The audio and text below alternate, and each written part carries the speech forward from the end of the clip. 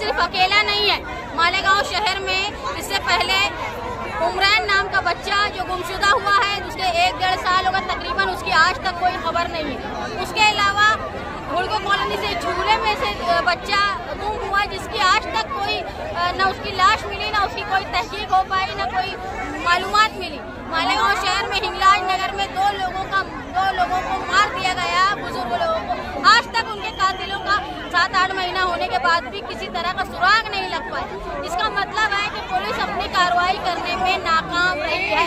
Police ने इसे हमने कहा है कि आप अपनी ताकत, अपना सारा रुआब समाजी लोगों पर रौब और आम लोगों पर रौब बताने के लिए खर्च करते हैं, और गुनाहगारों में आपका कोई रौब नहीं है। इसीलिए गुनाहगार इतने ज्यादा मस्ती में आ गए हैं कि वो शहर के मरकज में रह के, गुंजान आबादी में रह के बड़े बड़े वाकयात पेश अंजाम दे रहे हैं। आप जो मुसलसल शहरी नुमाइंदे खाना बना रहे हैं, किसी गुमशुदगी से एमएलए से क्या ताल्लुक हो सकता है? हाँ, बिल्कुल दुरुस्त बात है।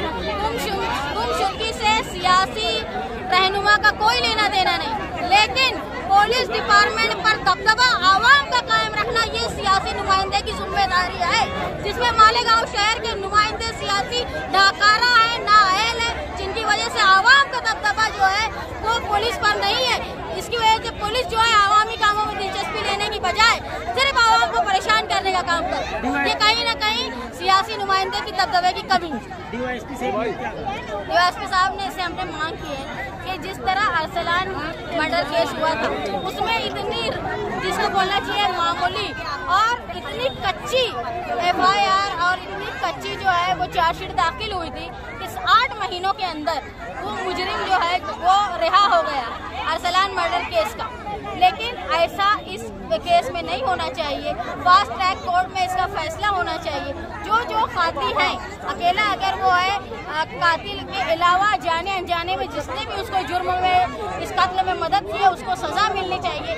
जिस तरह दामिनी पथक औरतों की हिफाजत के लिए चलता है, उसी तरह बच्चों की हिफाजत के लिए एक अलग पथक चलना चाहिए, जो 24 घंटा गुम जाने के बाद रिपोर्ट दर्ज होगी।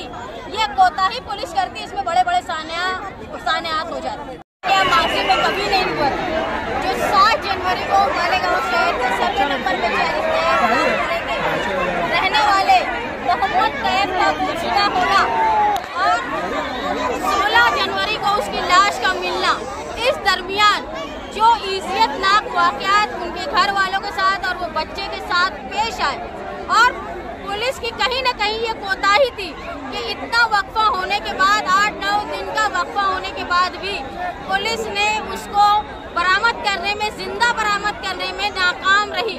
इसके खिलाफ एहतजाजन मालेगांव शहर की औरतें अलामती तौर पे समाजवादी पार्टी के बैनर तले आज अम्बेडकर पुतला, जो हिंदुस्तान में क्या दुनिया में अपने दस्तूर की, ऐसा दस्तूर जो सेकुलर दस्तूर है, उसमें पूरी दुनिया में मशहूर है, वहाँ पर हम आकर दस्तूरी अपने हक का मुजाहरा करते हुए कातिलों को सजा, मोहम्मद कैफ के कातिलों को सजा के लिए जमा हुए थे।